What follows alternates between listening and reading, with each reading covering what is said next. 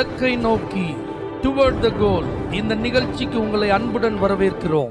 Praise the Lord. ஆண்டவராகிய இயேசுவின் இனிய நாமத்தில் இந்த புதிய நாளிலே உங்கள் எல்லாருக்கும் அன்பின் வாழ்த்துக்கள். யோவான் 6ஆம் அதிகாரம் 6ஆம் வசனம்.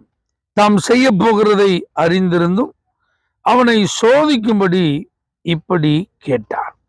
பிலிப்பை பார்த்த ஆண்டவர், எல்லா ஜனங்களும் அவரை தேடி வந்திருக்கிறாங்க. வார்த்தைகளை கேட்டு அவருடைய பாதத்துல நாள் கணக்கு அமர்ந்திருக்கிறாங்க. அவங்களுக்கு சாப்பாடு கொடுங்கப்பா அப்படின்னு சொல்லி அவன்கிட்ட சொல்லும்போது ஆண்டவர் பாருங்க, பைபிள் அழகா நமக்கு எழுதி வச்சிருக்கிறார். அவர் செய்ய போகிறத அறிந்திருந்தும் அவன் மனதுல என்ன இருக்கு, அவன் இதை குறித்து என்ன நினைக்கிறான், அதை சோதிக்கும்படியாகத்தான் கர்த்தர் இதை கேட்டார். அப்ப நல்லா புரிஞ்சுக்கோங்க, நம்மிடத்தில் தேவன் என்ன எதிர்பார்க்கிறார்னா, நாம் ஆராதிக்கிற தேவன், நம்ம நம்பி பின்பற்றுகிற கர்த்தர் ஒரு காரியத்தை நம்மளை செய்ய சொல்றாருன்னா அதுல நாம் அல்ல, அவர் கிரியை செய்வார் என்பதை அறிந்து செயல்பட வேண்டும்.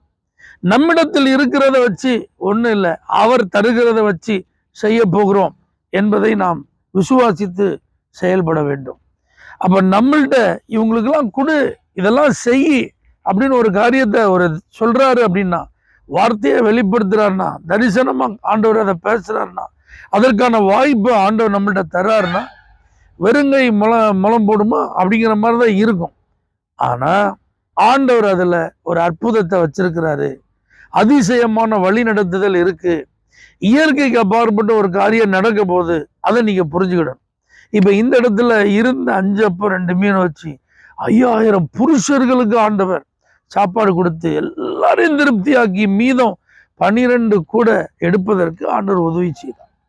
அப்ப அவர் இன்றைக்கும் அற்புதங்களை செய்கிறவர், அதிசயமானவர், இதெல்லாம் மாற்றமே இல்லை. ஆனா அவரை நம்புற நாம், அவரை பின்பற்றுகிற நாம், அவர் செய்ய போகும் அதிசயத்திற்கு ஆயத்தமா இருக்கிறோமா, அற்புதங்களை பெற்றுக்கொள்வதற்கு ஆயத்தமா இருக்கு. அவரால் செய்ய முடியுங்க.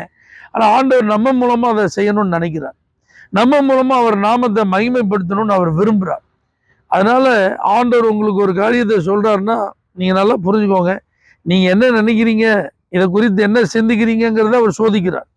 அப்ப இதுல நான் அல்ல, நீங்க தான் ஆண்டவரே, என்னால் அல்ல, உம்மால் தான் ஆண்டவரே, இந்த காரியத்துல அற்புதங்களை செய்ய போறது நான் அல்ல, நீங்க தான் ஆண்டவரேன்னு சொல்லி விசுவாசத்தோடு செயல்படுங்க.